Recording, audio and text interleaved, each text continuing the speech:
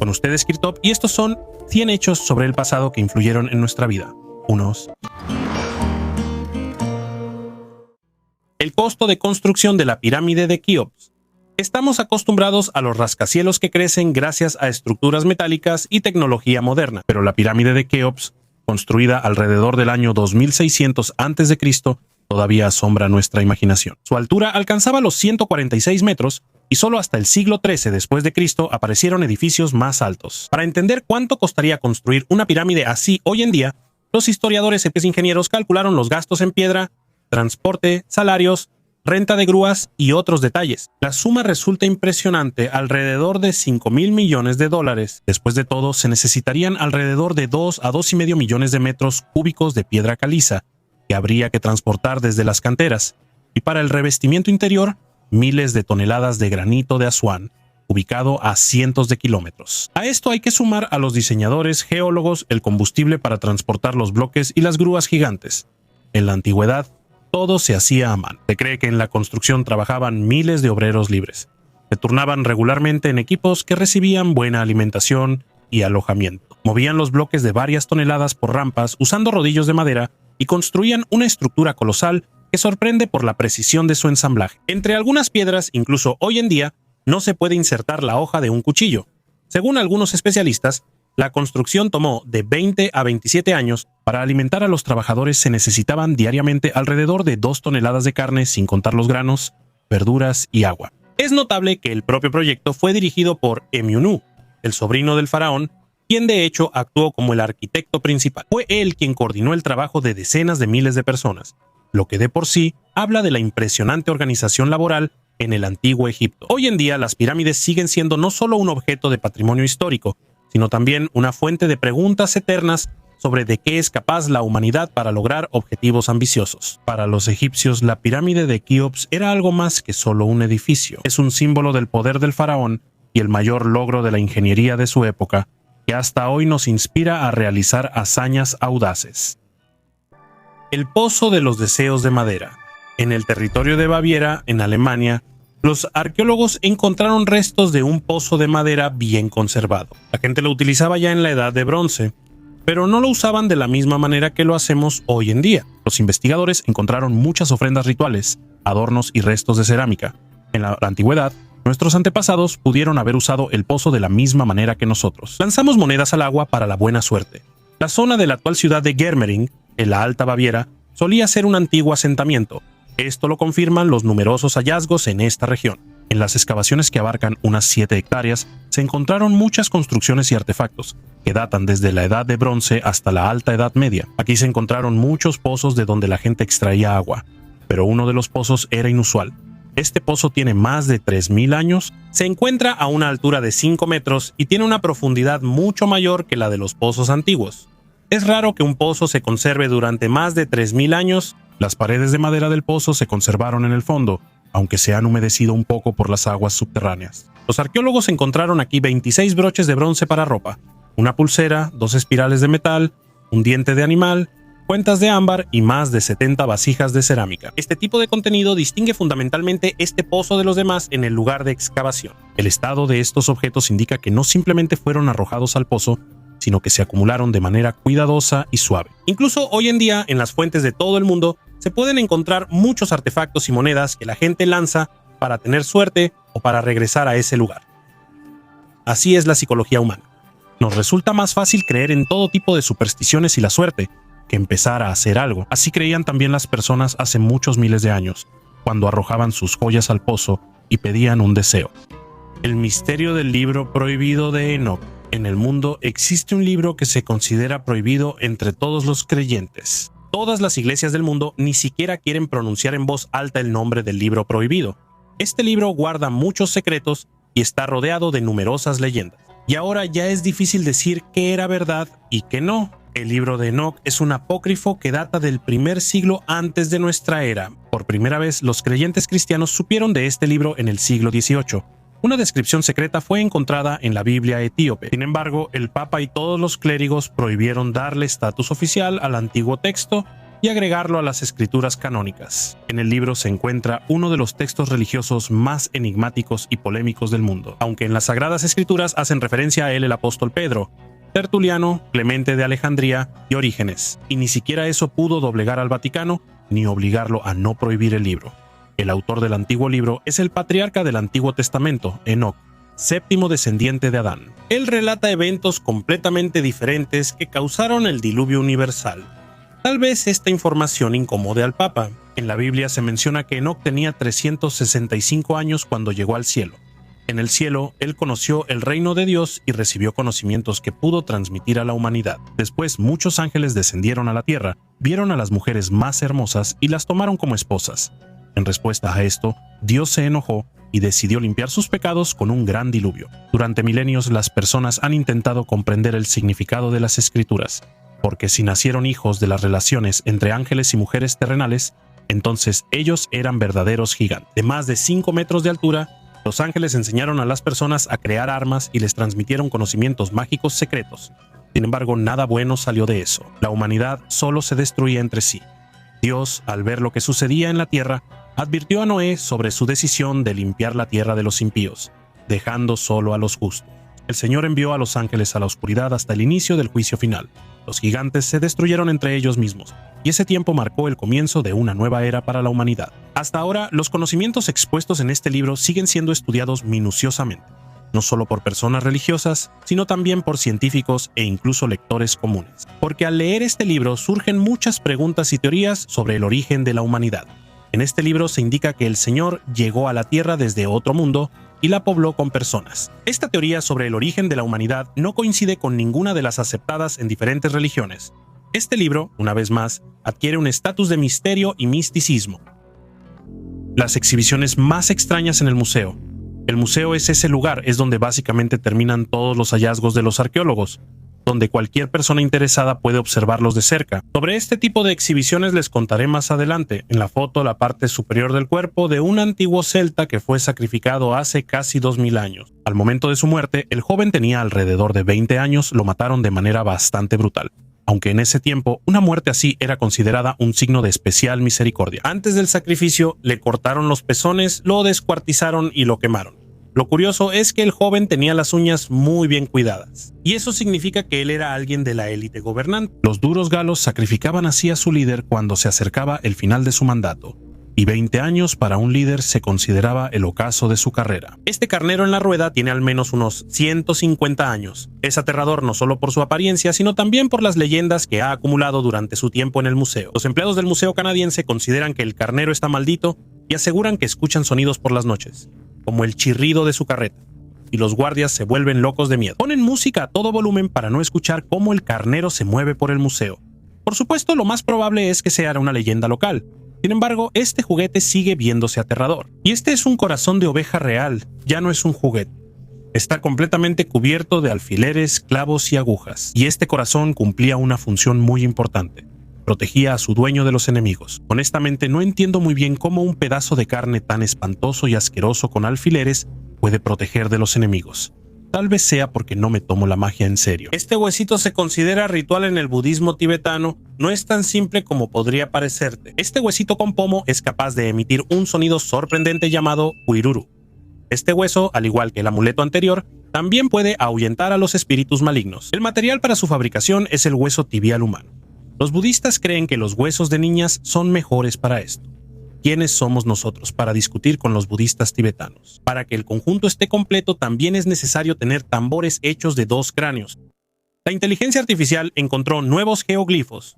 Los arqueólogos, con la ayuda de la inteligencia artificial, descubrieron 303 nuevos geoglifos cerca de las líneas de Nazca en Perú. Estas figuras, que representan loros, gatos, monos, orcas e incluso cabezas decapitadas, casi duplicaron la cantidad de dibujos conocidos en este enigmático sitio arqueológico de aproximadamente 2000 años de antigüedad. Un equipo de la Universidad de Yamagata, en Japón, en colaboración con IBM Research, encontró geoglifos previamente desconocidos que son significativamente más pequeños en tamaño que los gigantescos patrones geométricos creados entre los años 200 y 700 de nuestra era. Estas figuras, que datan del año 200 a.C., proporcionan nuevos datos sobre la transición de la cultura Paracas a la de Nazca que más tarde creó dibujos tan famosos como el colibrí, el mono y la ballena. Según el arqueólogo Masato Sakai, el uso de inteligencia artificial permitió acelerar y mejorar el proceso de mapeo de los geoglifos. Gracias a este enfoque, el equipo pudo encontrar 303 nuevos dibujos en solo 6 meses, lo cual es significativamente más rápido que en los casi 100 años anteriores, cuando se descubrieron 430 geoglifos. La inteligencia artificial ayudó a reconocer pequeños geoglifos en relieve que son difíciles de notar a simple vista, así como a analizar enormes volúmenes de datos recopilados con drones para identificar posibles lugares para nuevos hallazgos. Los drones y la inteligencia artificial representaron un salto cuántico en el estudio de los geoglifos. Algunos de los nuevos dibujos miden apenas entre 3 y 7 metros, por lo que pasaron desapercibidos con los métodos tradicionales de investigación. Drogas durante los sacrificios. Sudamérica, en cuanto al interés por el mundo antiguo, no le pide nada a Egipto. Los pueblos antiguos que vivían aquí hacían cosas realmente aterradoras. Esta vez, los científicos de Estados Unidos, Perú y Polonia encontraron una prueba espeluznante. Después de realizar una gran cantidad de investigaciones para asegurarse de sus suposiciones, determinaron que los antiguos incas drogaban a los niños antes de los sacrificios. De esta manera, los calmaban antes del ritual, al que asistían cientos y miles de personas, y lo más probable es que los padres de los niños también presenciaran esto. En la zona del volcán Ampato en Perú, los arqueólogos encontraron los restos de 2 niños, y basándose en su cabello y uñas, los científicos hallaron pequeñas cantidades de cocaína y del alucinógeno ayahuasca, que sigue siendo muy común en esta región incluso hoy en día. Al mismo tiempo, están seguros de que hace 500 años los incas no usaban la ayahuasca como alucinógeno, sino para calmar el efecto del alcohol. Los científicos creen que los niños entendían perfectamente lo que les esperaba en un futuro cercano y que no habrían aceptado voluntariamente ser sacrificados. Para esto, los chamanes les daban drogas durante varias semanas, aumentando constantemente la dosis. Esto lo confirman los colonizadores españoles, quienes fueron testigos de este espeluznante ritual. Ellos escribieron que vieron cómo llevaban a las personas al ritual de sacrificio y se comportaban con total tranquilidad, como si se hubieran preparado para esto toda su vida. El ritual de Capacocha era una práctica muy común entre los antiguos incas, pero solo se realizaba en ocasiones especiales. Una ocasión especial podía ser la victoria en una batalla o el nacimiento de un hijo real. Lo que ahora parece algo increíble, hace apenas 500 o 600 años se consideraba algo común. Para relajar un poco el ambiente, les contaré sobre uno de los asentamientos comerciales más antiguos en Omán. La iglesia cristiana más antigua. Los arqueólogos descubrieron restos de una iglesia armenia de casi 2000 años de antigüedad, lo que la convierte en una de las más antiguas del mundo y la más antigua en el territorio de Armenia. La Universidad de Münster, en Alemania, que colaboró con la Academia Armenia de Ciencias en las excavaciones, calificó este hallazgo como una prueba sensacional del cristianismo temprano en Armenia. La iglesia fue encontrada durante las excavaciones en Artashat, que alguna vez fue una metrópolis próspera y la capital del antiguo reino armenio. Los expertos creen que la iglesia fue construida en el siglo IV Hermoso de Cristo, al mismo tiempo que la catedral de Echmiadzin, la primera iglesia armenia, considerada la más antigua del mundo. El edificio encontrado es el templo arqueológicamente confirmado más antiguo en el territorio de Armenia. Es la primera iglesia octagonal conocida en Armenia. Estructuras similares se encuentran en la costa oriental del mar Mediterráneo y también datan del siglo IV.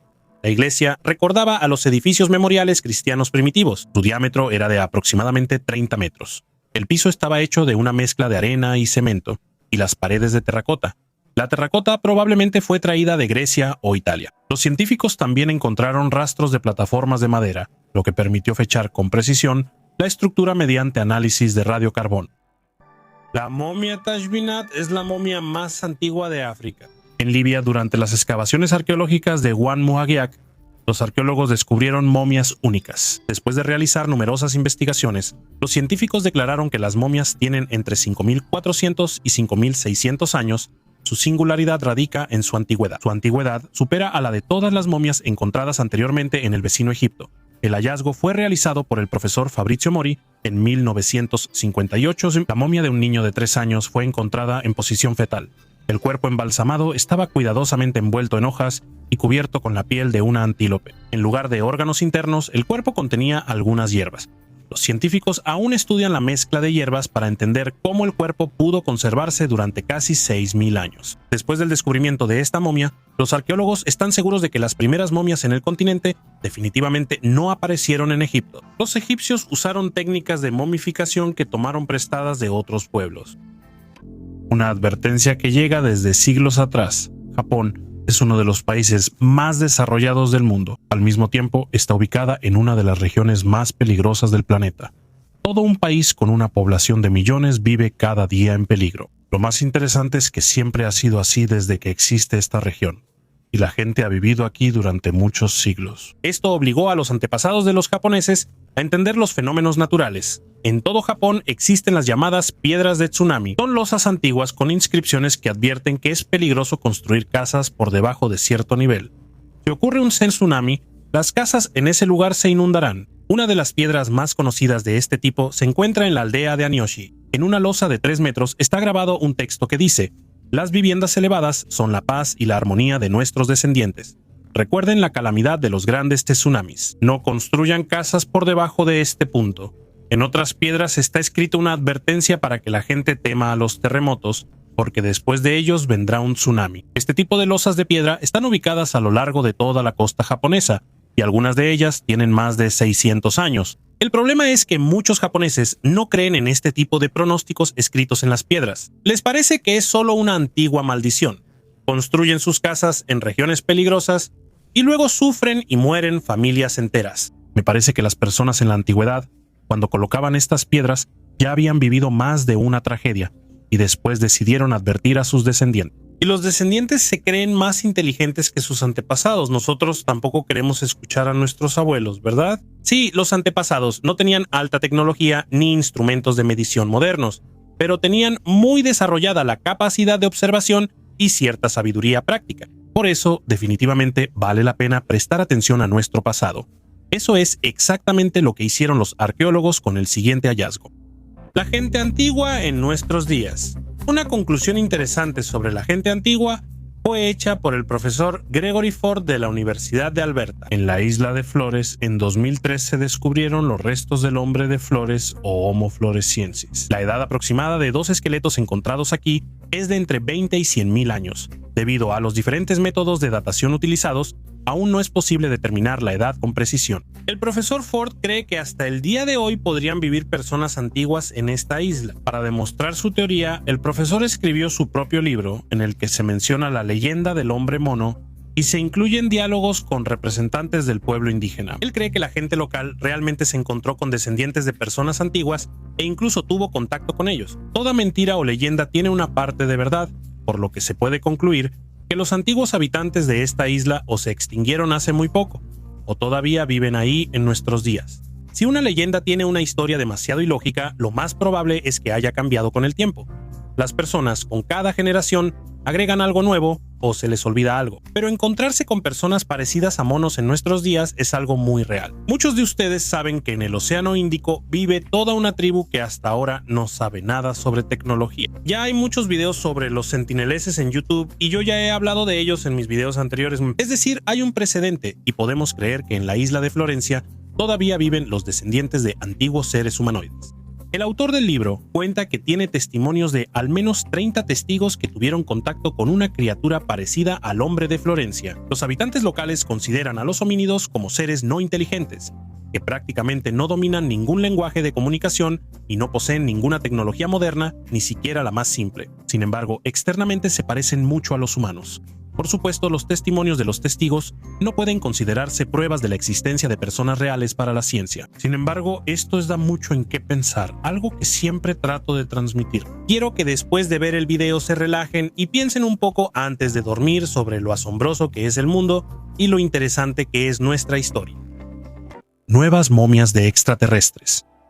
En 2017, en una de las cuevas peruanas, se descubrió algo inusual, una figura momificada seca, parecida a Voldemort, con 3 dedos y un cráneo alargado que atrajo la atención de todo el mundo. Un ejército entero de expertos fue el primero en estudiarla, incluyendo al periodista y ufólogo Jaime Maussan. Incluso afirmó que dentro de las momias hay metales raros de una aleación, como si fueran implantes espaciales. Mientras los científicos discutían, las momias encontraron amigos. Dos nuevos hallazgos, apodados Palomo y Antonio, sorprendieron a todos. 3 dedos, ojos rasgados y una antigüedad de aproximadamente 1500 años. La tomografía computarizada mostró que sus órganos son similares a los humanos. En el cuerpo de Antonio se encontraron rastros de una herida de cuchillo y Palomo tenía restos de cabello. Los extraterrestres peludos son algo nuevo. El diario de Merer. En 2013, los arqueólogos Pierre Tally y Gregory Moroir descubrieron en el sitio de un antiguo puerto en la costa del Mar Rojo rollos de papiro que son los documentos más antiguos conocidos. Estos registros, fechados en el año 27 del reinado de Jufu, fueron creados directamente por los trabajadores que participaron en la construcción de la pirámide. Entre ellos hay libros de contabilidad que describen la distribución de recursos: pan, cerveza, grano y carne para alimentar a 20,000 trabajadores. Un hallazgo aún más único fue el diario del inspector Merer, quien dirigía un equipo de 200 personas. El diario describe en detalle el proceso de transporte de bloques de piedra caliza desde las canteras de Tura hasta Giza. Estos bloques, que se usaban para revestir la pirámide, eran transportados por el Nilo en barcos de madera durante la inundación anual. Cada barco podía transportar entre 70 y 80 toneladas de piedra, y el equipo de Merer lograba hacer de 2 a 3 viajes durante una semana de 10 días, transportando alrededor de 1000 bloques por temporada. Es especialmente notable la mención del noble Anjaf, medio hermano de Jufu, quien dirigió la construcción de la pirámide. En el diario también se registró por primera vez el nombre original de la pirámide, Ayet Jufu, que se traduce como el horizonte de Jufu. Estos registros confirman la existencia de una infraestructura compleja. Incluía canales, un puerto y almacenes. Los trabajadores no solo transportaban materiales, sino que también construían puertos y gestionaban los recursos. Es probable que los archivos hayan sido enterrados en Wadi al-Jarf después de la muerte de Jufu, cuando se suspendieron los trabajos. Los egiptólogos consideran estos descubrimientos como la clave para entender cómo los antiguos egipcios lograron construir algunas de las estructuras más majestuosas de la historia de la humanidad. Un templo para la diosa con cabeza de león fue descubierto en Egipto, en la zona de Atribis.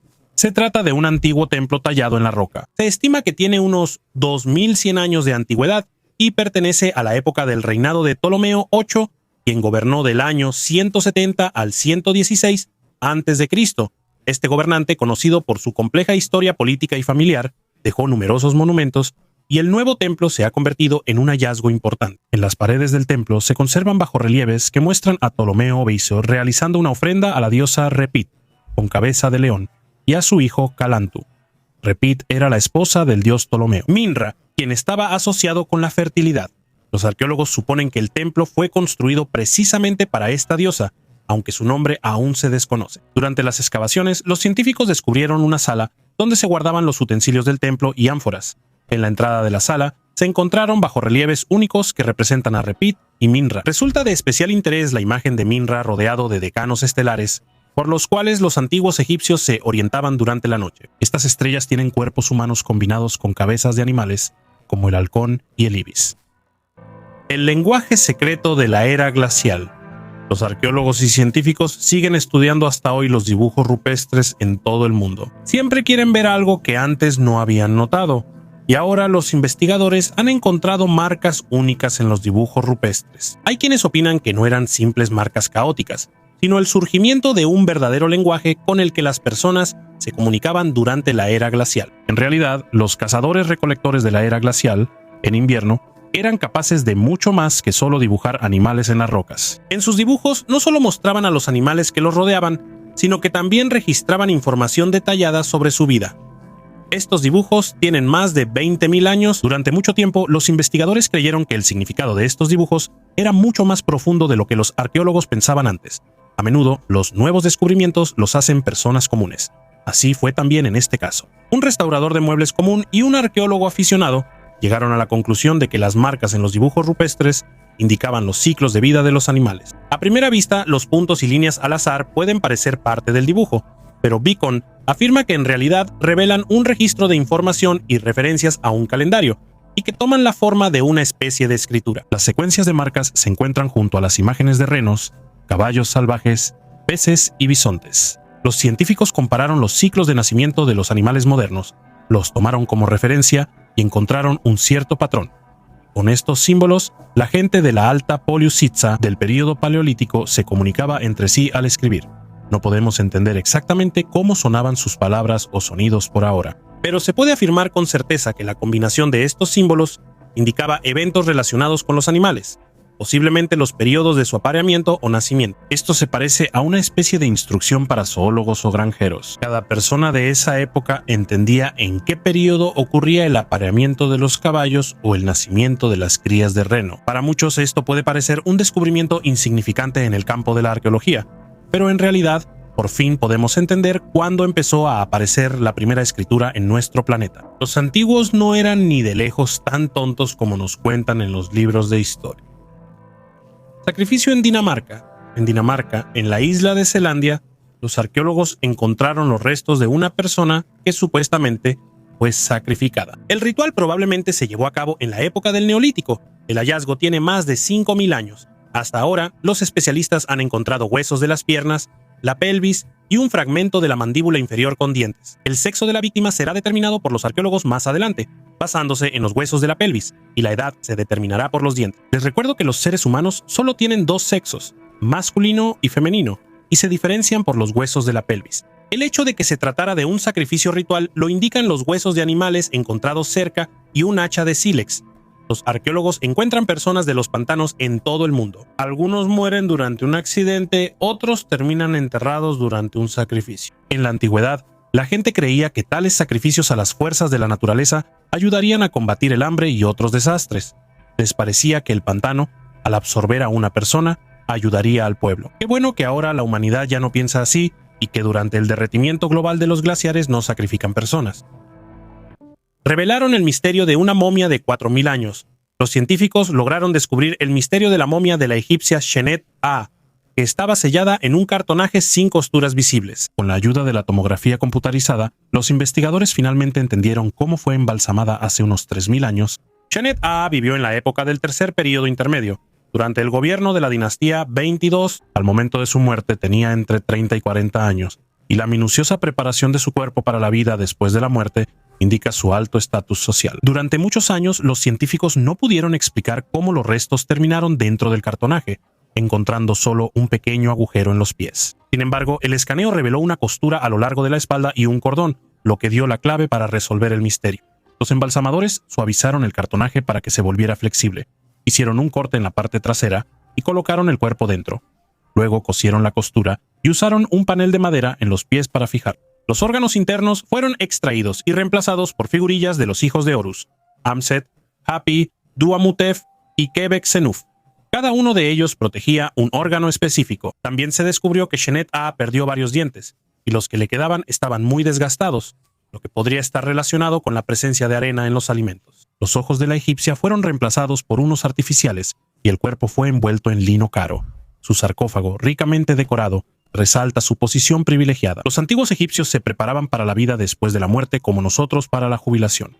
Ahorraban recursos para poder mantenerse en el mundo de los muertos. La momia más viva del mundo.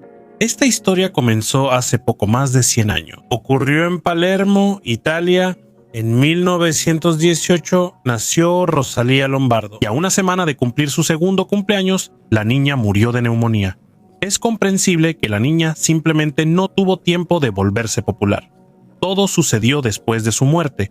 El padre de la niña estaba devastado por el dolor. Por eso decidió recurrir a los servicios del mejor especialista de la época, Alfredo Salafia. El especialista en momificación inyectó en las arterias de la niña una composición especial de formalina, cloro, alcohol, ácido salicílico, glicerina y zinc. Así protegió su sistema circulatorio de la descomposición. Después de este proceso de momificación, la niña fue colocada en un pequeño ataúd de cristal, y hasta el día de hoy su cuerpo se conserva en una pequeña iglesia de Palermo. Esta niña tiene 100 años, pero parece estar viva. Y todos los que han visto a la niña momificada no creen que esté dormida. La momificación ayuda a que el cuerpo se conserve durante mucho tiempo. Sin embargo, debido al proceso natural de descomposición, la apariencia saludable y fresca del difunto de todas formas cambiará con el tiempo. Es imposible realizar una momificación que conserve completamente el tono de piel y el color de los ojos tal como eran en vida. Como dicen, lo imposible se vuelve posible. O bien ocurrió un milagro en nuestro caso, o el especialista en momificación realmente tenía un talento enorme. Y eso no es todo. Los científicos que observan constantemente el cuerpo de la niña registran débiles impulsos eléctricos enviados por su cerebro. de 33 y 12 segundos de duración, tales impulsos son característicos de una persona viva, aunque la muerte de la niña fue confirmada más de una vez. Sea lo que sea, el misterio de la momia más viva del mundo obliga a los turistas a buscar más información, así que revisa nuestro enlace y observa personalmente a la pequeña. Si te gustó esta información, no olvides dar like al canal. Hasta la próxima. La inscripción trilingüe en cuneiforme. Frente a ti está la inscripción de Jerjes I, uno de los grandes reyes persas que gobernó en el siglo V antes de nuestra era. Esta inscripción está hecha en una parte lisa de la roca a 20 metros de altura sobre el suelo. Esto la hace de difícil acceso y le da una grandeza especial. Está ubicada cerca de la isla de Van, en la actual Turquía, y forma parte de la antigua fortaleza de Van. La inscripción es única porque está hecha en 3 idiomas, antiguo persa, elamita y acadio, lo cual era típico de los reyes persas que buscaban demostrar su poder sobre muchos pueblos. Jerjes I, conocido por sus campañas contra los griegos y mencionado en la historia griega, utilizó inscripciones similares para afirmar su poder y grandeza. Cada símbolo aquí fue tallado con gran precisión, y la escritura cuneiforme se utilizó para transmitir un mensaje oficial. La altura y la complejidad de la ubicación de la inscripción también indican el poder del rey persa y fue hecha para ser visible para todos los que pasaran por ahí. Una sustancia misteriosa en el ataúd. En el noroeste de China, en la región de Xinjiang, los arqueólogos hicieron un descubrimiento impactante. En un antiguo ataúd de aproximadamente 3.600 años de antigüedad, donde se encontraban momias de la Edad de Bronce, en el cuello de una de las mujeres se descubrió una sustancia misteriosa. Hoy en día los científicos están seguros de que es el queso más antiguo del mundo. Los investigadores extrajeron ADN de esta sustancia y descubrieron que es un queso tipo kéfir, hecho de leche de vaca y de cabra. Este descubrimiento es importante para comprender el origen del kéfir y la evolución de las bacterias probióticas. Xiaomei Fu de la Academia China de Ciencias, junto con sus colegas, analizó las bacterias, levaduras y proteínas en la muestra, lo que permitió identificar el queso antiguo. Las investigaciones muestran que el queso de kéfir era importante para las personas de esa época. Es posible que lo colocaran en la tumba como parte de los rituales funerarios o como alimento para la vida después de la muerte. Es interesante que en el ataúd se encontraron 2 tipos de queso, uno hecho de leche de cabra y otro de leche de vaca. Las investigaciones genéticas demostraron que los microorganismos en el queso son similares a las cepas modernas de kéfir que se encuentran en Asia Oriental y el Tíbet. Por eso surge la pregunta sobre el origen geográfico del kéfir. Antes se creía que el kéfir apareció en el Cáucaso, pero nuevos datos indican la posibilidad de una segunda fuente en Xinjiang. Estos resultados muestran que el kéfir se difundió por el mundo de diferentes maneras, y su historia está estrechamente relacionada con la evolución de la cultura humana. Una placa de bronce en forma de mano. Empecemos con un hallazgo descubierto en la cálida España. Los arqueólogos comenzaron a excavar una colina donde aún se conservan los muros de un castillo medieval. Cerca de la fortificación encontraron los restos de un asentamiento de 2000 años de antigüedad. En este lugar tuvieron lugar las guerras sertorianas y el año pasado, en el sitio de la destrucción, los arqueólogos encontraron una placa de bronce única en forma de mano, y el tamaño de la placa era similar al de la palma de una persona, 14,5 centímetros. Después de realizar investigaciones en el laboratorio, los científicos examinaron unas extrañas inscripciones divididas en 4 líneas. En total, había 40 símbolos. Cuando la placa de bronce fue descubierta, al principio la confundieron con una parte de un casco. Al principio no se veían ni ornamentos ni inscripciones. Después de un análisis detallado, los científicos determinaron la composición de la placa: 53% de estaño, 41% de cobre y 2% de plomo, lo cual era considerado normal para esa época. En la mano de metal se perforó un pequeño orificio para colgarla en la puerta de entrada de la casa como amuleto protector. La primera palabra fue Sorioneku, que se traduce fácilmente al moderno término vasco Sorioneko, que significa suerte o buen augurio. El resto de la inscripción aún no ha sido descifrada. Este artefacto, que a primera vista parece primitivo, en realidad puede considerarse un importante descubrimiento arqueológico y lingüístico. Los científicos están seguros de que la gente hablaba el idioma vasco hace más de 2000 años. Si este hallazgo no te sorprendió, el siguiente sin duda te dejará asombrado. Bolsa de la Edad de Piedra. Aproximadamente en el año 2500 a.C., un habitante del Neolítico en el territorio de la actual Alemania encontró una solución única para decorar su bolsa. Durante las excavaciones cerca de Leipzig en 2012, los arqueólogos encontraron más de 100 dientes de perro cuidadosamente dispuestos en una tumba, lo que permitió suponer que decoraban la solapa de una bolsa. Los arqueólogos señalaron que con el tiempo la piel o la tela de la bolsa desaparecieron y solo quedaron los dientes, orientados en una sola dirección. Estos dientes probablemente decoraban la parte exterior de la bolsa. Todos están dispuestos de la misma manera, lo que recuerda a una solapa moderna. Estos hallazgos se hicieron en la cantera de Profen, y en la misma zona se encontraron otros artefactos importantes, incluyendo el entierro de una mujer que vivió alrededor del año 50 a.C. sepultada con medio kilo de joyas de oro. Sin embargo, incluso entre hallazgos tan valiosos, la bolsa con dientes de perro se convirtió en un verdadero descubrimiento. Este es el primer caso en que los arqueólogos encontraron evidencia directa de la existencia de un accesorio así. Para decorar esta bolsa se necesitaron los dientes de una decena de perros. En otras sepulturas de esa época, los arqueólogos también encontraron dientes de lobos, perros y conchas, que al parecer se usaban para decorar mantas y ropa. Cuando la tela se descomponía, solo quedaban estos elementos decorativos. Hechizo del libro de los muertos. Mi relato sobre el primer hallazgo lo comenzaré quizá con la cuna de la arqueología, con el lugar que cada uno de ustedes asocia con la arqueología, Egipto. Saqqara, la gigantesca necrópolis de la antigua capital de Egipto, Memphis. La última vez que aquí se encontraron papiros inusuales fue hace más de 100 años. Y hoy, los arqueólogos tuvieron una suerte increíble. Descubrieron un papiro antiguo de 16 metros con conjuros del libro de los muertos. En cuanto los arqueólogos lo encontraron, pensaron que tenía una longitud de 9 metros, pero después de la restauración y limpieza, se dieron cuenta de que medía 16 metros. Especialistas del Museo Egipcio en Tahrir trabajaron en su restauración, donde recibió su nombre, el papiro Wasiri. La singularidad de este hallazgo también radica en que es el primer papiro que Egipto ha descubierto. Un egipcio lo encontró y lo nombraron en honor a un egipcio. Suena bastante extraño. Entonces, ¿quién descubría todos los hallazgos en Egipto y realizaba las excavaciones? Durante muchos años, arqueólogos de todo el mundo han estado realizando excavaciones en Egipto. Especialmente se destacaron en este trabajo los investigadores del Reino Unido, país que en su momento tuvo a Egipto como colonia. Prometen mostrar el papiro en la inauguración del Gran Museo Egipcio. Por el momento, los especialistas están trabajando en su traducción del hierático al jeroglífico y al árabe, para que cada persona en el mundo moderno tenga la oportunidad de leer los hechizos del libro de los muertos. La pregunta es otra: ¿realmente necesitamos leer estos antiguos hechizos? Escriban en los comentarios qué piensan al respecto. El libro de los muertos es un texto funerario del antiguo Egipto que contiene declaraciones y hechizos para ayudar a los difuntos en su vida después de la muerte. El libro está compuesto por textos funerarios y data del año 50 a.C.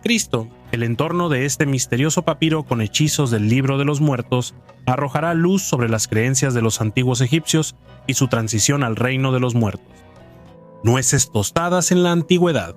Por supuesto, en nuestra época las nueces tostadas no parecen algo sorprendente, y cada uno de ustedes las ha probado al menos una vez en la vida, pero en la antigüedad, la gente no solía someter los alimentos al calor tan fácilmente.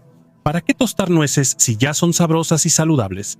Otra cosa es la carne. Pues bien, los científicos del Centro de Arqueología Escandinava Centro-Báltica afirman que hace unos 10.000 años, la gente en el territorio de Alemania dominó la tecnología de tostar avellanas. Personalmente, a mí me gustan más los anacardos.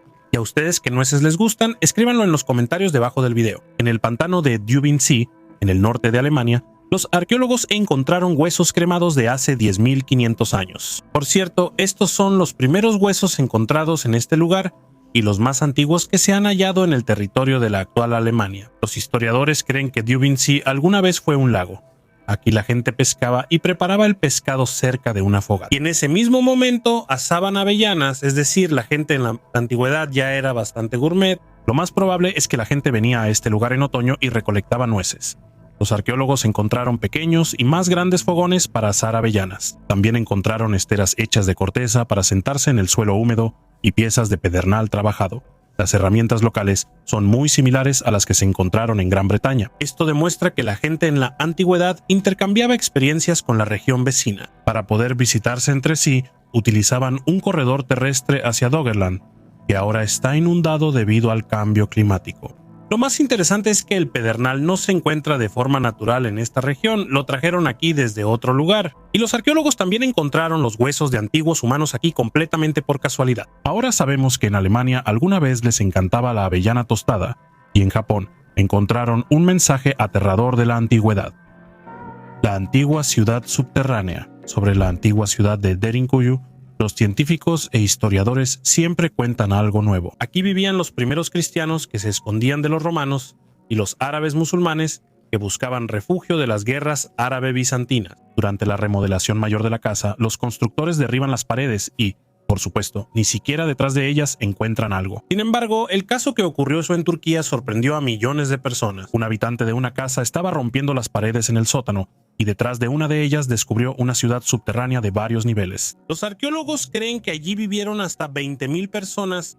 El hombre vivió en esa casa durante varias décadas y ni siquiera sospechaba que detrás de una de las paredes se escondía una ciudad en la roca, donde vivía gente en los siglos VIII y VII antes de nuestra era. Esta ciudad tiene muchos túneles y laberintos secretos. Incluso los habitantes locales podían perderse aquí, y ni hablar de los visitantes no invitados. Muchos de los pasadizos tenían enormes puertas de piedra que se cerraban desde el interior y bloqueaban el paso. Cuando los arqueólogos llaman a este lugar una ciudad, no están exagerando en lo más mínimo. Aquí había pozos de hasta 55 metros de profundidad, canales de agua y ventilación. Se crearon todas las condiciones para que la gente no saliera a la superficie durante mucho tiempo. La superficie total de esta gigantesca construcción es de 276 kilómetros cuadrados. En la ciudad de Derinkuyu hay un total de 18 pisos. Este lugar era muy animado.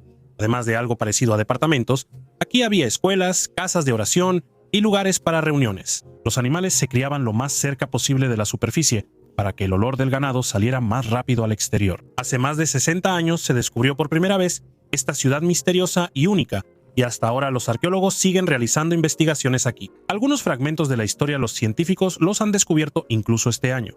De la antigua Turquía nos trasladamos a Egipto, donde los científicos continúan estudiando las momias. La mítica mina de oro. En 1929, Australia encontró a su propio Indiana Jones, Louis Harold Bell Lasseter. Él aseguraba que 3 décadas atrás había descubierto un enorme filón de oro en el corazón del continente. Casi no había pruebas, pero los rumores sobre un Klondike perdido emocionaron a buscadores de oro e historiadores. En 1930, Lasseter logró reunir una expedición y volvió a internarse en el interior del país. Con él fueron un piloto, 2 buscadores de oro, guías aborígenes e incluso un representante del gobernador. Sin embargo, Lasseter se comportaba de manera sombría. Se contradecía en sus relatos y señalaba el camino de mala gana. Al llegar al monte Marjorie, declaró que estaban perdidos. Sus compañeros lo consideraron un impostor y se fueron. Lasseter se quedó solo con un cazador, pero pronto él también lo abandonó. Al final, Harold continuó el camino solo. Un año después lo encontraron muerto en una cueva. Según su diario, murió de agotamiento. Pasó los últimos meses entre los aborígenes tratando de sobrevivir. Mientras tanto, la leyenda del filón no se apagó. Numerosos buscadores recorrieron la cordillera McDonald con la esperanza de encontrar oro. La prensa hablaba del misterioso sueco Olaf Johansson, quien supuestamente también conocía el camino al tesoro. Más adelante aparecieron libros y películas. El director Luke Walker, en el proyecto Los huesos de Lasseter, encontró cartas de Harold que mencionaban a ese mismo Olaf y hacían referencia al arrecife perdido. Las investigaciones modernas no confirmaron grandes yacimientos en la zona señalada, aunque el geólogo Bill de Carly se topó con una veta de cuarzo que recordaba la descripción de Lasseter. Él creía que Harold solo estaba repitiendo historias de otras personas. Sin embargo, el misterio del tesoro sigue fascinando a los románticos y buscadores de oro. La misteriosa desaparición de un asentamiento inuit. En noviembre de 1930, un cazador llamado Joe Labelle, conocido entre las tribus locales de Inuit, se dirigió a un pequeño pueblo de pescadores en la orilla del lago Anjikuni, en el norte de Canadá. El pueblo era conocido por su hospitalidad y Labelle esperaba pasar la noche allí, alentarse y convivir con los habitantes locales. Sin embargo, para su sorpresa, descubrió que el pueblo estaba completamente vacío. Todas las viviendas estaban en su lugar. En las casas quedaban pertenencias personales, herramientas de trabajo e incluso comida preparada, pero no había gente por ningún lado. Lo que más aterrorizó al cazador fueron los perros. Los perros de trineo locales, abandonados atados, yacían muertos de hambre. Esto era especialmente aterrador, ya que los inuit siempre trataban a sus perros con gran respeto, pues eran indispensables para sobrevivir en el clima tan duro. En la aldea no había señales de lucha, saqueo ni desastres naturales. Todo parecía como si la gente hubiera desaparecido de un momento a otro. Lo más misterioso de esta historia es la desaparición de los cuerpos de las tumbas. En el cementerio local, todas las sepulturas habían sido abiertas y los restos de los difuntos desaparecieron. Joe Labelle acudió a la policía y pronto comenzaron las operaciones de búsqueda. Sin embargo, no se logró encontrar ni los cuerpos ni rastros de las personas desaparecidas. La historia se hizo pública y comenzaron las especulaciones y rumores. Los habitantes locales afirmaron que poco antes de la desaparición del pueblo, vieron extrañas luces brillantes en el cielo que flotaban sobre el lago. Estos reportes dieron lugar a muchas teorías, incluyendo la intervención de fuerzas extraterrestres. También existe la suposición de una migración masiva de los habitantes, posiblemente debido a la falta de recursos o al impacto de una misteriosa epidemia. Sin embargo, no se encontraron rastros de un éxodo masivo. Algunos relacionan este caso con los mitos de los Inuit sobre los espíritus Tunit, un antiguo pueblo que, según las leyendas, podía llevarse a las personas al mundo de los espíritus. Otras explicaciones incluyen fenómenos atmosféricos misteriosos o incluso portales temporales. Casi 100 años después, la desaparición de los Inuit del pueblo de Anjikuni sigue siendo uno de los misterios más extraños e inexplicables en la historia de Canadá, que hasta hoy sigue intrigando a investigadores y aficionados a lo místico. La misteriosa tumba en Israel. En nuestro planeta existen muchos lugares de peregrinación, y cada uno de estos lugares tiene su propia leyenda o historia. Así, en Israel, los arqueólogos decidieron investigar un sitio de peregrinación de los primeros cristianos. Hace muchos siglos y hasta el día de hoy, se cree que esta es la tumba de una mujer que estuvo presente en el nacimiento de Cristo. Pero aquí está la pregunta: ¿existió alguna vez la partera de Cristo? No muy lejos de la antigua ciudad de Laquis, a 50 kilómetros de Jerusalén, en el lejano año de 1984, saqueadores encontraron la tumba de Salomé. Hace 2000 años, esta cueva era el lugar de entierro de una familia judía adinerada. La cueva consta de varias cámaras, en cuyas paredes están talladas nichos funerarios. En la antigüedad, la tumba fue saqueada por otros ladrones. Todo lo valioso fue sacado de la tumba, los sarcófagos fueron destrozados y los restos humanos yacían en el suelo. La tumba está decorada con tallados y mosaicos. Una tumba así no es única, y los arqueólogos han encontrado muchas similares en todo Israel. Además de los esqueletos, aquí se encontraron rastros de la presencia de personas del período bizantino temprano, restos de lámparas de aceite que se asocian con los peregrinos. También había muchas inscripciones en las paredes, y por el texto, parece que fueron dejadas por personas creyentes. Algunas inscripciones estaban en árabe, lo que pudo haber atraído a peregrinos cristianos a la tumba judía. Al analizar las inscripciones en las paredes, los científicos llegaron a la conclusión de que aquí está enterrada una tal Salamea, quien fue la partera de Cristo. Hay menciones de esta mujer en pinturas y en el Evangelio de Jacobo. Los arqueólogos suponen que el nombre Salamea pudo haber sido dedicado en uno de los osarios. Alguien de los primeros cristianos familiarizado con el Evangelio de Jacobo pudo haber visto esto y contado a otros que encontró la tumba de la partera que sostuvo en sus manos al niño Cristo. Para asegurar el flujo de peregrinos, esa información es más que suficiente. Nadie va a comprobar si realmente en ese lugar está enterrada la partera de Jesús. A la gente le basta con que se lo digan, y ya lo creen. Restos de personas con cabezas enormes. Científicos de la Universidad de Honolulu y de la Academia China de Ciencias hicieron un descubrimiento único al encontrar restos de una especie desconocida de antiguos humanos, Homo gomodjuluensis. Se supone que esta especie se extinguió hace unos 200.000 años. En el sitio de Xiujiayao, los arqueólogos encontraron 16 esqueletos, herramientas de piedra y restos de animales. La característica especial de esta nueva especie son sus cráneos masivos, con un volumen de 1.600 a 1.700 centímetros cúbicos, significativamente mayor que el de Homo sapiens, que es de 1.300 centímetros cúbicos, o el de los neandertales, que es de 1.400. Sin embargo, los científicos enfatizan que un cráneo grande no siempre indica una mayor capacidad intelectual. En cambio, podría haber sido una adaptación a las condiciones de la era glacial, cuando el clima se volvió más frío y severo. Homo gomodjuluensis cazaba caballos salvajes, consumía su carne y usaba las pieles para fabricar ropa. Vivían en pequeños grupos, lo que los hacía vulnerables a los cambios climáticos y otras amenazas externas. Es interesante que la estructura dental de Homo gomodjuluensis sea similar a la de los denisovanos, otra línea de homínidos que existió en el período tardío del Cuaternario hace unos 300.000 años. Sin embargo, como muchas otras especies antiguas, es probable que Homo gomodjuluensis haya desaparecido debido a la aparición de Homo sapiens, quienes desplazaron genéticamente a las poblaciones locales en Europa y Asia. Este hallazgo tiene 800 millones de años. Sobre este descubrimiento, los debates entre científicos no cesaron durante muchos años. Por un tiempo todos se olvidaron de él. La gente simplemente se cansó de demostrar la realidad o la miticidad de este hallazgo. Unos se esforzaban en probar que la mujer era real, otros afirmaban que era una mentira. Sin embargo, ahora se volvió a hablar de esta bella mujer y están intentando demostrar que pertenecía a una civilización muy antigua. Bueno, vamos por partes. Los mineros en la zona del pueblo de Rzavchik, en el distrito de Tezul, región de Kemerovo, en Rusia, trabajaban a una profundidad de 72 metros y en el fondo de la mina encontraron un extraño objeto alargado de aproximadamente 1 metro de ancho y más de 2 metros de largo. Parecía una caja hermética y en principio no tenía nada de especial. Sacaron el ataúd de mármol a la superficie e intentaron abrirlo. Les recuerdo que el hallazgo fue descubierto a una profundidad de 72 metros. Durante varios días los fornidos mineros intentaron abrirlo. Dentro encontraron a una mujer joven, alta, hermosa, con los ojos azules abiertos y piel suave, el cabello castaño rojizo y las uñas cuidadosamente recortadas. Ella estaba sumergida en un líquido transparente azulado y parecía dormida, no muerta. La historia se cruza bastante bien con la anterior, ¿no es así? La mujer llevaba un vestido pero no tenía ropa interior. La gente de todo el pueblo venía a verla, e incluso llegaban de las ciudades cercanas. Para verla mejor, la sacaron del líquido y empezó a oscurecerse ante los ojos de todos.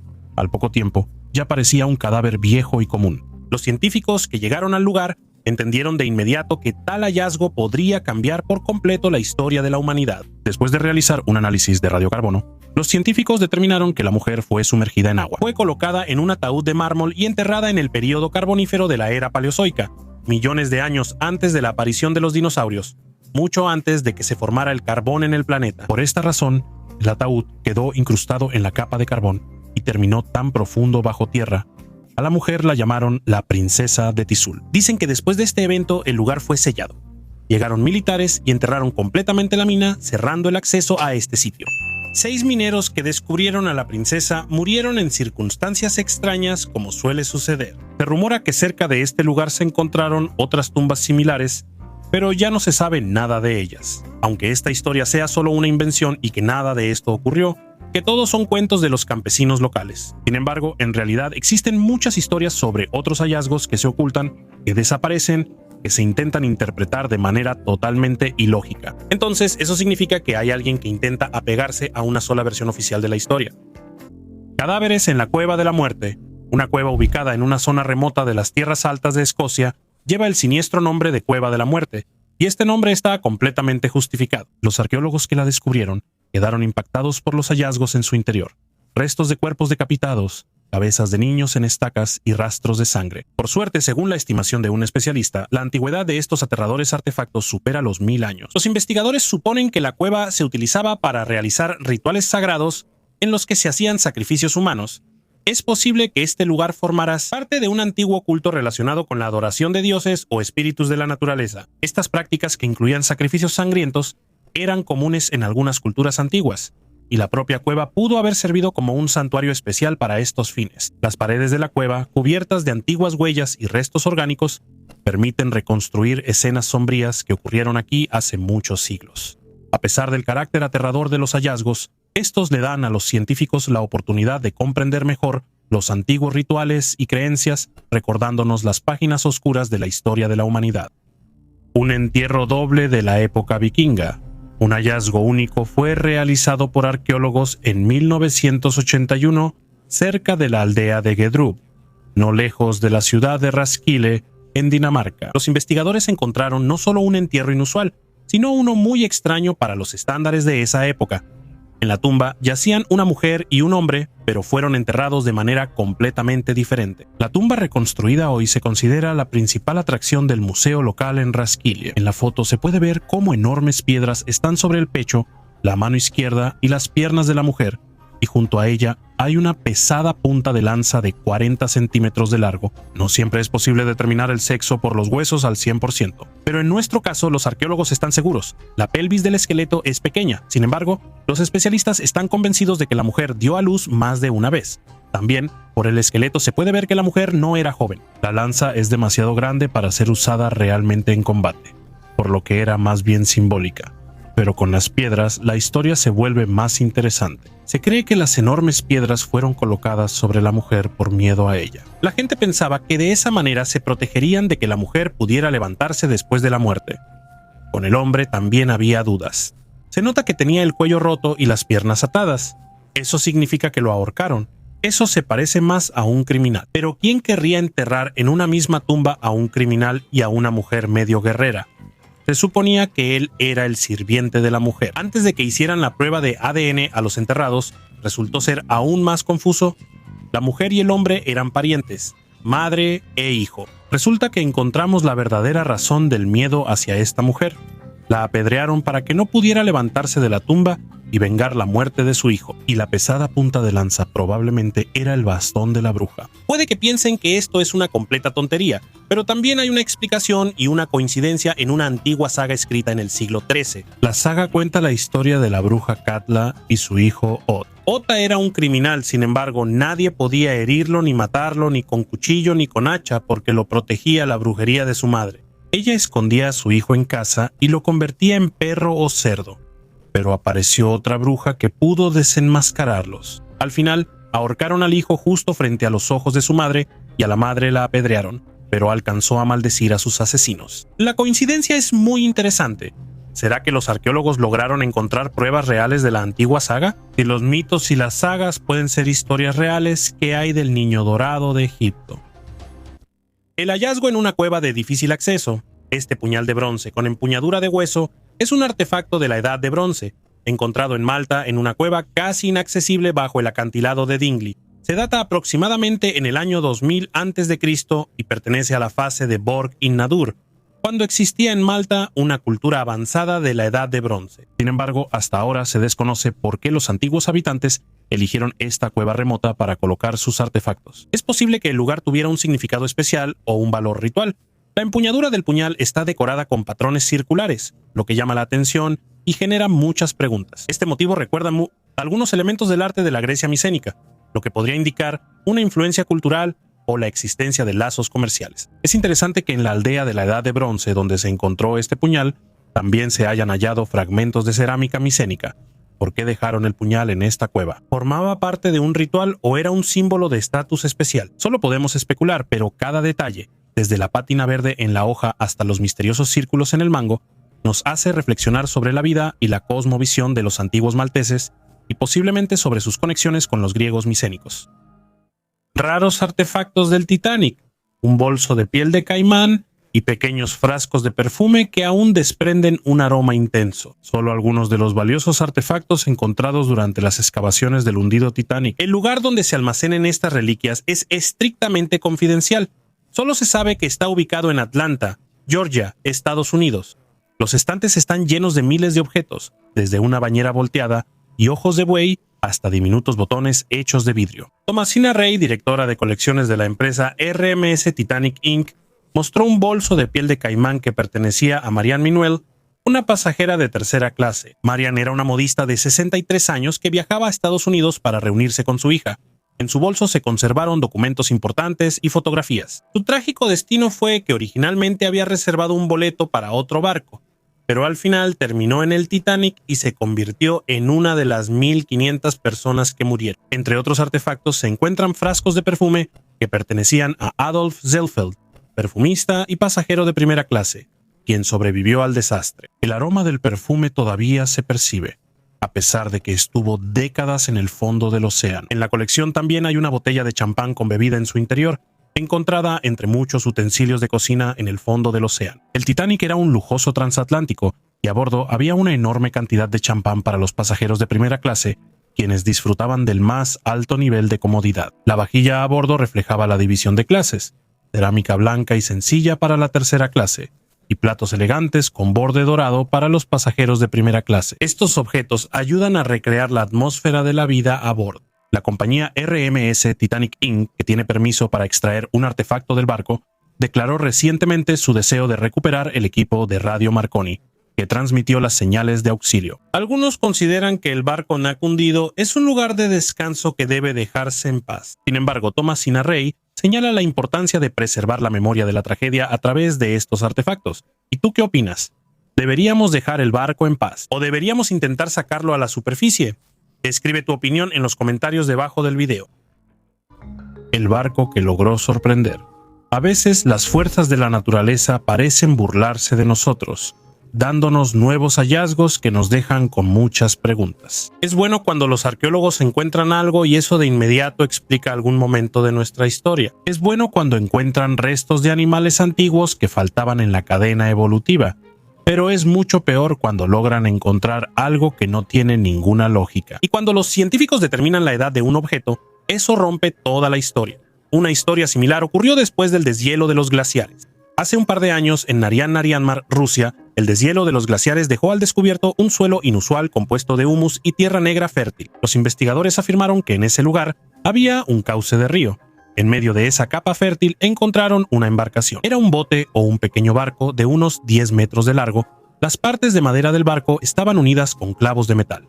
Y, en apariencia, no había nada fuera de lo común. Solo que este río era navegable hace unos 20.000 años. Después, el permafrost cubrió esta zona, y apenas ahora el hielo se ha derretido. La edad preliminar de los clavos es de 6.000 años. Entonces, ¿cómo es que el barco apareció aquí hace 20.000 años? ¿Dónde fue construido? ¿Cómo lo trajeron hasta aquí? ¿A quién pertenecía? ¿Por qué, además del barco, no se encontró nada más cerca? Ya lo dije, habrá más preguntas que respuestas. Si creemos en la historia alternativa, en la época de los cromañones ya existía una civilización que podía fabricar productos metálicos sin problema. Según las leyendas de algunos pueblos del norte, aquí vivió alguna vez un pueblo semimítico de metalúrgicos que sabía construir hornos, fundir diferentes metales y combinarlos entre sí. Suena como un cuento. Sin embargo, sabemos que toda mentira y ficción esconden al menos un poco de verdad. Mientras esperamos nuevos hallazgos de los arqueólogos que nos ayuden a explicar el origen de los hallazgos anteriores, les voy a contar la historia de una persona única. 250 huevos fosilizados de titanosaurio. No solo en China se han conservado grandes reservas de antiguos huevos de dinosaurio. Esta vez, los arqueólogos del Instituto Indio de Educación e Investigación Científica y los paleontólogos de la Universidad de Delhi nos sorprendieron. En la parte central y occidental del país, lograron descubrir 256 huevos fosilizados de antiguos lagartos. En total, los investigadores encontraron más de 90 lugares de anidación de antiguos reptiles titanosaurios, que habitaban en el territorio de la India hace 67 millones de años. Los paleontólogos notaron que la mayoría de los huevos estaban en un solo lugar y estaban pegados entre sí. Esto se parece a que hace más de 60 millones de años, la hembra de titanosaurio dejó aquí a sus crías y nunca volvió a este lugar. Todos los huevos pertenecían a una sola especie de dinosaurio. Sin embargo, la cantidad de huevos en los nidos era diferente y también variaban en tamaño. Este hallazgo de huevos nos indica que su población era mucho mayor de lo que se pensaba antes y que anidaban en colonias. Los titanosaurios se alimentaban de plantas. Los reptiles gigantes habitaban en el territorio de la actual Asia, África, Europa y Sudamérica durante la época del Cretácico Superior. Es difícil imaginar, ¿saben?, que estos gigantes tenían una longitud corporal de hasta 9 a 12 metros y un peso que alcanzaba las 13 toneladas, lo cual es muchísimo según los estándares de los animales actuales. ¿Hay cerveza y mermelada? La historia de la cerveza comienza en el Neolítico hace más de 11.000 años. Es una de las bebidas más antiguas que acompañó a la humanidad en las primeras etapas de su desarrollo. Algunos científicos incluso plantean la hipótesis de que las personas empezaron a cultivar grano no para comer, sino para hacer cerveza. Esta bebida no solo podía ser una forma de calmar la sed, sino que también jugaba un papel importante en los rituales y la comunicación. La elaboración de cerveza se menciona en una de las obras literarias más antiguas, la Epopeya de Gilgamesh, que tiene unos 3.800 años. Este texto, creado en Mesopotamia, muestra que ya en ese entonces la cerveza era conocida y valorada en la sociedad. Además, la cerveza también jugaba un papel importante en la legislación de esa época. En el Código de Hammurabi, la recopilación de leyes de Babilonia, los establecimientos cerveceros se mencionaban como lugares que eran vigilados con especial rigor. El dueño de la taberna debía mantener el orden, y si en su establecimiento se reunían delincuentes, podía ser condenado a la pena de muerte. Los antiguos egipcios también eran grandes aficionados a la cerveza. Los constructores de las pirámides recibían 1 litro de cerveza cada día por su trabajo. Es interesante que los funcionarios de alto rango recibían nada menos que 5 litros al día, lo que resalta cuán importante era la cerveza en la sociedad antigua. ¿Cómo un científico descifró la escritura maya? El mayor descubrimiento en el estudio del México antiguo lo hizo el etnógrafo soviético Yuri Knorosov. Él logró lo que nadie antes había conseguido. Él encontró la clave para leer la antigua escritura maya, aunque visitó México por primera vez solo 40 años después de su descubrimiento. Sí, es posible hacer un descubrimiento de nivel mundial estando a miles de kilómetros de distancia. Yuri Knorosov era una persona interesante, enigmática y callada. Sobre él circulaban diferentes historias y anécdotas. Le fascinaban el misticismo, los pueblos indígenas y el desciframiento de escrituras antiguas. Como mencioné antes, llegó a México décadas después de su descubrimiento. Esto fue en los años 90 del siglo pasado. Lo recibieron como una estrella local, como a un artista. Mientras tanto, en Rusia, donde vivió toda su vida, pocos sabían de él.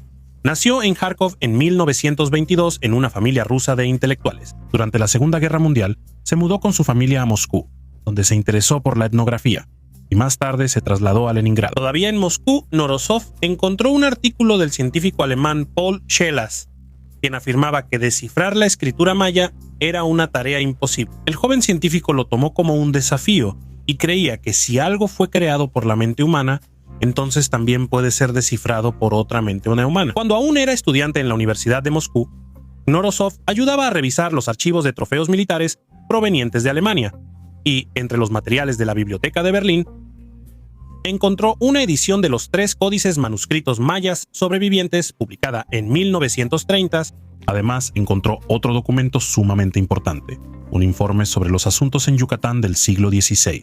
Este fue escrito por el obispo católico Diego de Landa después de la conquista de México y los mayas por parte de los españoles. Después de estudiar los documentos, comprendió que cada signo maya se lee como una sílaba y propuso un sistema para leer todo el idioma. En 1952, el científico publicó un artículo titulado La antigua escritura de Centroamérica en una revista etnográfica, donde expuso su método. Su trabajo fue valorado en los círculos de científicos y le propusieron escribir una tesis sobre este tema. Cuando Yuri Morozov empezó a descifrar más textos antiguos mayas, se dio cuenta de que esta enigmática civilización tenía su propia escritura, un ejército y un aparato administrativo. Esto significa que los mayas tenían un estado.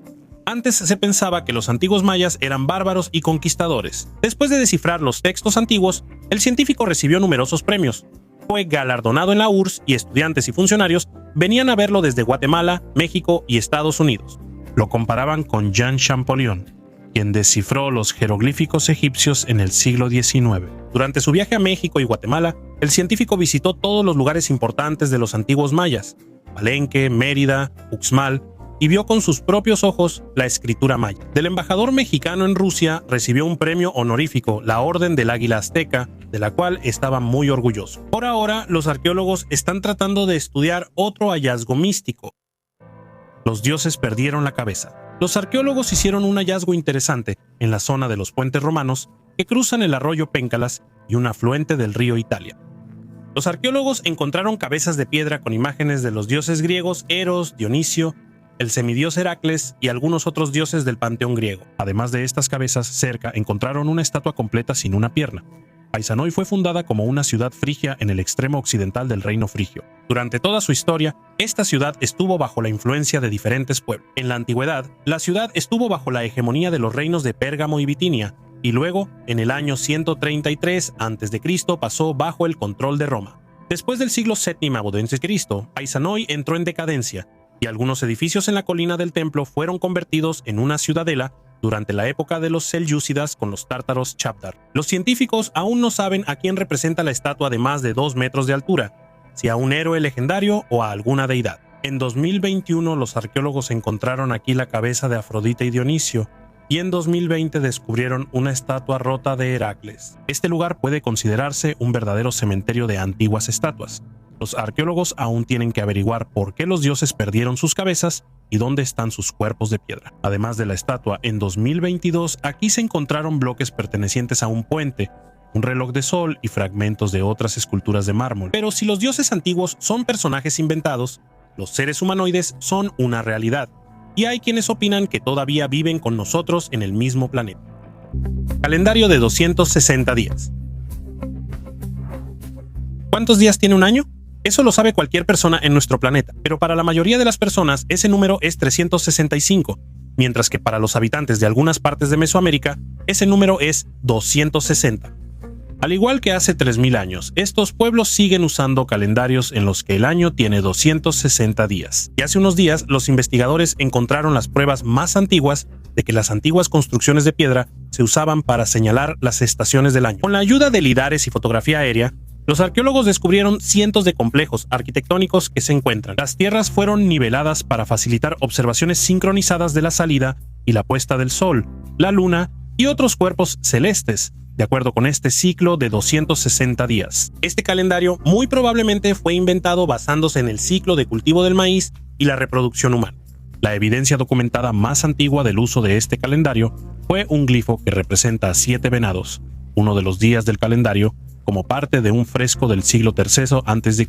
en Guatemala. Lamentablemente, estas culturas no dejaron registros escritos de períodos anteriores, por lo que a los científicos les resultó difícil demostrar que las personas usaban el ciclo anual de 260 días hasta que los arqueólogos encontraron restos de piedra de un calendario gigante. Por el tamaño de esta construcción, tuvo una enorme importancia para los olmecas, los mayas y otras culturas de esa época, al menos durante el periodo en que el cultivo del maíz se hizo común en la región. Realizar excavaciones en la selva impenetrable es una tarea muy difícil. Por eso la fotografía aérea con LIDAR se ha convertido en un verdadero milagro para los arqueólogos. Gracias a estas posibilidades, los investigadores pueden saber de antemano dónde deben realizar sus excavaciones. Además del calendario de piedra, los especialistas encontraron muchas otras construcciones, pirámides y templos, y muy pronto en mis próximos videos definitivamente les hablaré de ellos. Por ahora vamos a Israel, donde según se afirma, los arqueólogos encontraron la tumba de la partera de Cristo. Empuñadura de cuchillo en forma de gladiador. Los arqueólogos encontraron un artefacto raro, la empuñadura de un cuchillo plegable de cobre en forma de un gladiador en miniatura. El hallazgo tiene más de 2000 años y fue descubierto por buzos en el río Tyne, cerca de Corbridge, un asentamiento romano en Northumberland, junto al muro de Adriano. Es una prueba rara de que la admiración por los gladiadores romanos llegó incluso a los confines del imperio. La empuñadura representa a un gladiador secutor, un poderoso guerrero con armadura pesada, casco cerrado y un arma grande. La particularidad de la figura es que representa a un zurdo, lo cual es sorprendente, ya que en la antigua Roma esto se consideraba un mal presagio. Es posible que la figura personifique a un guerrero específico, entrenado especialmente para usar la mano izquierda y así obtener ventaja en la arena. Los gladiadores, a pesar de que a menudo eran esclavos o criminales condenados, podían convertirse en verdaderas estrellas de su época. Sus combates atraían multitudes de espectadores a los anfiteatros, y las victorias convertían a los luchadores en leyendas. Incluso hoy en día, su imagen romantizada sigue atrayendo la atención, como demuestra el éxito de las películas. La empuñadura terminó en el río, y quien fue su dueño sigue siendo un misterio. El camino estelar indonesio. En 1992, el geólogo Castillo hizo un descubrimiento que hasta hoy sigue causando asombro. En la provincia de Kapanga, Indonesia, él exploró la cueva de Satán en las montañas y encontró una piedra inusual. En su fractura estaban grabados unos símbolos enigmáticos que parecían un mapa de una ruta estelar. Los signos en la piedra son sorprendentemente parecidos a las imágenes de las placas enviadas por la NASA al espacio con las sondas Pioneer 10 y Pioneer 11 en la década de 1970. En la piedra están representados un hombre y una mujer tomados de la mano, así como el sol, estrellas y líneas que parecen rutas. Los geólogos afirman que la talla de la piedra tiene cientos de miles de años. Esto pone en duda su origen terrestre, ya que se supone que en esa época las personas no podían poseer tales conocimientos. Los teóricos de la conspiración suponen que los extraterrestres recibieron el mensaje de la sonda Pioneer, pero se equivocaron en los cálculos y llegaron a la Tierra cientos de miles de años atrás. Es posible que se hayan quedado atrapados aquí y hayan dejado su huella en forma de esta piedra. Otra versión dice que la piedra pudo haber sido creada por una civilización altamente desarrollada que existió en Indonesia mucho antes de nuestra era. En el mapa está representado un sistema estelar con una estrella y 7 planetas, casi una reproducción exacta del sistema solar. Los científicos modernos reconocen 8 planetas, pero hasta hace poco Neptuno era considerado un asteroide. Quienesquiera que hayan sido los autores de la misteriosa piedra, sus conocimientos sobre las estrellas siguen siendo un misterio, asombrando a la ciencia moderna. No hay quien se coma los cadáveres. Actualmente, la Torre del Silencio zoroástrica en la colina Malabar, un lugar sagrado para la comunidad parsi, está en peligro debido a la disminución de la población de buitres en esta zona. Estas aves juegan un papel clave en el ritual de Damenashini, la exposición de los cuerpos de los fallecidos para que puedan regresar a la naturaleza. Sin embargo, la disminución de la cantidad de carroñeros en Mumbai, que comenzó en 2015, ha puesto en peligro esta antigua tradición. La Torre del Silencio, o Dama, que tiene más de 300 años de antigüedad, es una estructura circular que simboliza la eternidad en la fe zoroástrica. Está ubicada en un terreno boscoso de 22 hectáreas. El círculo exterior de la torre está destinado a los hombres, el círculo medio a las mujeres y el círculo interior a los niños. Antes de colocar el cuerpo en la dama, los familiares rezan en estructuras especiales llamadas bungli, y luego los restos son llevados por unos cuidadores especiales. Según las tradiciones zoroástricas, el contacto con un cuerpo muerto se considera una profanación, y los buitres cumplen una función importante al asegurar la pureza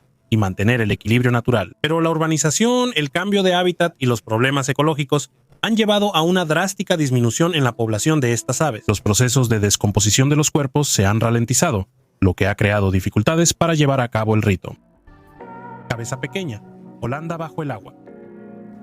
Los arqueólogos submarinos finalmente lograron identificar qué barco yace a 32 metros de profundidad cerca de la costa inglesa. Hasta hoy, este barco siempre se mencionaba como un barco desconocido hundido cerca de Eastbourne. Ahora, después de muchos años de investigación, se logró determinar qué es la Pequeña Holanda. Es un barco neoholandés del siglo XVII que transportaba mármol y fue construido en 1656. Además de su propósito principal, la embarcación participó en todas las grandes batallas de la Segunda Guerra Anglo-Holandesa. El barco fue descubierto en 2019 y de inmediato recibió el estatus de hallazgo de suma importancia, otorgándole el nivel más alto de protección. El estudio de un barco del siglo XVII permite adentrarse profundamente en la historia marítima de esa época. En el barco había tesoros que serán llevados a tierra y después de todas las etapas de estudio, serán enviados a un museo.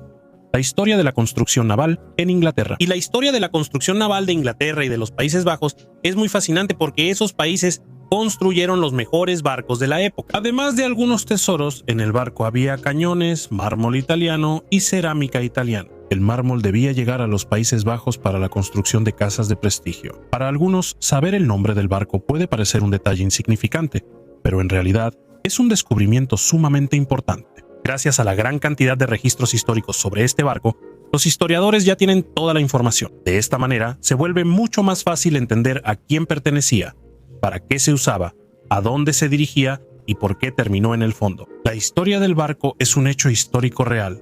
¿Y qué hay de los mitos de la antigua Grecia? Calendario antiguo. En la foto, artefactos misteriosos del antiguo templo de Mnajdra en Malta, que tiene más de 6.000 años de antigüedad. Este templo, ubicado en la zona de Crendey, es una de las construcciones religiosas más antiguas del mundo. En la piedra megalítica encontrada aquí, podemos ver patrones complejos que, según se supone, se usaban para rastrear los equinoccios. ¿Cómo lograba la gente de esa época, sin tener herramientas modernas, seguir el movimiento del sol y marcar los momentos clave del año? Esta pregunta sigue siendo un misterio para los arqueólogos e historiadores. El templo de Mnajdra está bajo la protección de la UNESCO y es uno de los pocos sitios arqueológicos en Malta que cuentan con una carpa especial para su protección. Al principio esto puede parecer innecesario, ya que la carpa blanca rompe la integridad visual del lugar. Sin embargo, al observar más de cerca, queda claro que esta protección es necesaria. Sin ella, los grabados detallados se habrían deteriorado gradualmente por el viento y la lluvia. Juegos de mesa. El amor de la humanidad por los juegos de mesa nació hace miles de años. Estos juegos aparecieron antes que muchas civilizaciones y han acompañado a las personas durante milenios.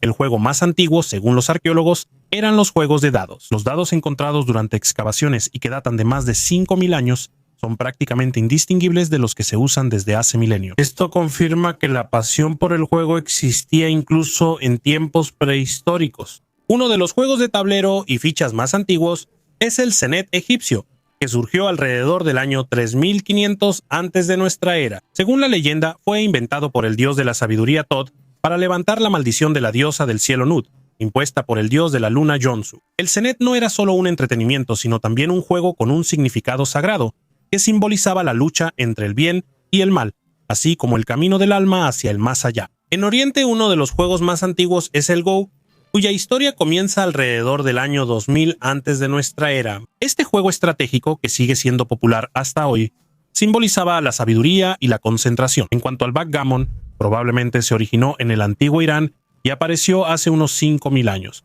aunque las reglas solo se documentaron en Bizancio en el siglo V de nuestra era. Los romanos también amaban los juegos de mesa y los jugaban en las tabernas, donde comían y se divertían. A menudo, los tableros de juego se tallaban directamente en las mesas. Aunque los juegos de apuestas en las calles estaban prohibidos, en lugares cerrados se podían realizar libremente. Además, los arqueólogos encontraron dados trucados con un peso dentro, lo que indica intentos de engaño incluso en la antigüedad. Capullos de la Laguna de los Cóndores. En Perú, en una ciudad con un nombre interesante, Leimibamba, En el año 2000 se inauguró un museo donde se exhibieron 200 momias espeluznantes y objetos funerarios. Fueron descubiertos en 1997 en Lactochi, un asentamiento del pueblo Chachapoya a orillas del lago Laguna de los Cóndores, a 80 kilómetros al sur de Chachapoyas. En el museo se mantiene una temperatura específica para que las momias puedan seguir conservándose y asustando a los visitantes. En algunos rostros de las momias se puede ver miedo y agonía. La mirada de las momias hace que la sangre de los visitantes se congele en las venas. En una zona remota del noroeste de los Andes se encuentra el lago de montaña Laguna de los Cóndores. Durante más de 50 años, este lago guardó un asombroso secreto. En las rocas calizas que rodean el lago había una serie de tumbas. Durante 500 años nadie tocó estas estructuras funerarias hasta que los agricultores locales empezaron a excavar por todas partes. Muchos artefactos resultaron dañados durante estas excavaciones. Los arqueólogos rápidamente comenzaron a excavar en este lugar para proteger las tumbas del saqueo, y para gran fortuna lograron preservar alrededor de 200 momias inusuales. Para poder colocarlas todas en un solo lugar, fue necesario construir un museo con control climático. Era inevitable que muchas momias fueran destruidas. Es inevitable para algunos. Algunos muertos te miran con una expresión de dolor congelada en el rostro. A veces, las caras están tan bien conservadas que parece que todavía pueden parpadear. En los estantes solo hay unos cuantos bebés sentados, cuyos diminutos cuerpos están cuidadosamente envueltos en tela. Ahora cualquiera puede ver las momias y los arqueólogos continúan estudiándolas. Un viaje por el mar hace 450.000 años. Los arqueólogos en Grecia hicieron un descubrimiento sensacional. Encontraron pruebas de que los antepasados extintos del ser humano moderno podían navegar por el mar Mediterráneo hace casi medio millón de años, y nosotros todavía los consideramos primitivos. Entre Grecia y Turquía se encuentra una de las cunas de la antigüedad, el mar Egeo. Este lugar no solo atrae a turistas de todo el mundo hoy en día, y hace cientos de miles de años aquí también era cálido y agradable, y el mar estaba lleno de una enorme cantidad de peces. Muchos antropólogos creen que hace cientos de miles de años el nivel del agua en el mar Egeo era significativamente más bajo. En el mar había muchas mini islas y entre las islas existían ciertos puentes terrestres. Por eso, desplazarse entre continentes, descansando en estas islas animadas, no era algo complicado. ¿Y si no hubiera habido puentes? Para averiguarlo, los investigadores decidieron comprobar hasta qué nivel descendió el agua en el mar Egeo durante los últimos cientos de miles de años. Descubrieron que durante las eras glaciales el nivel descendía entre 150 y 225 metros por debajo del valor actual. Resultó que incluso con un nivel del mar extremadamente bajo, no sería suficiente para no mojarse los pies. Esto demuestra que para llegar a las islas y dejar allí las huellas de su presencia, que ahora han sido encontradas por los arqueólogos, los antiguos tuvieron que embarcarse en un viaje por mar. Por ahora, los arqueólogos no pueden decir con certeza qué tipo de seres humanoides eran capaces de desplazarse grandes distancias por el mar. Y lo más extraño es que en ese entonces no existía nada parecido a los instrumentos de navegación y cómo podían desplazarse entre las islas y coordinar su ruta. Ese es un tema completamente diferente para otro video. Los arqueólogos suponen que se trataba de humanos de Heidelberg o incluso de sus descendientes, los primeros neandertales. Esto confirma el hecho de que cuando nuestros descendientes comenzaron su migración de África a Europa, lo hicieron no solo por tierra, sino también por mar. Época de disturbios en Rusia, erupción del volcán Huayna Putina en Perú. El 19 de febrero de 1600 influyó en uno de los periodos más oscuros de la historia de Rusia, la época de disturbios. Este periodo coincidió con la pequeña edad de hielo en verano, cuando disminuyó la actividad solar y cambió la corriente del Golfo. Sin embargo, el papel decisivo en el cambio climático lo jugó la erupción de un volcán, que lanzó a la atmósfera una enorme cantidad de ceniza, lo que provocó un enfriamiento brusco. El verano de 1601 en Rusia fue anormalmente frío y lluvioso, por lo que la cosecha no maduró. Las heladas llegaron inusualmente temprano y destruyeron los cultivos. Los siguientes 2 años resultaron igual de duros. Durante el verano hubo lluvias torrenciales y cayó nieve. El precio del pan aumentó 18 veces, lo que llevó al hambre y a una mortalidad masiva. En 1604 en Moscú, incluso en verano la gente viajaba en trineos, y el pan costaba 25 veces más que en tiempos de abundancia. El zar Boris Godunov intentó hacer frente a la crisis, prohibiendo la especulación con el pan y organizando su distribución gratuita. Sin embargo, los ricos se resistían, retenían las reservas de grano, ignorando los decretos del zar. Godunov incluso intentó aliviar la situación de los campesinos, permitiéndoles abandonar las tierras de sus dueños, pero la nobleza se oponía a esto. Los campesinos empezaron a culpar al zar, viendo en las desgracias un castigo de Dios. Los disturbios populares se intensificaron. En 1605 Boris Godunov murió en circunstancias misteriosas y su hijo Fiodor ocupó el trono. Sin embargo, pronto Fiodor y su madre fueron asesinados, lo que llevó al periodo tumultuoso. Este periodo terminó hasta 1613, cuando Mijaíl Románov subió al trono, convirtiéndose en el fundador de una nueva dinastía. Así fue como la erupción de un volcán en Sudamérica afectó a un país que estaba a miles de kilómetros de distancia y provocó una terrible crisis y hambruna durante varios años. Dale like y suscríbete al canal y deja tus buenos comentarios debajo del video. Todo esto ayuda a que el canal crezca. Gracias por ver. Hasta luego a todos.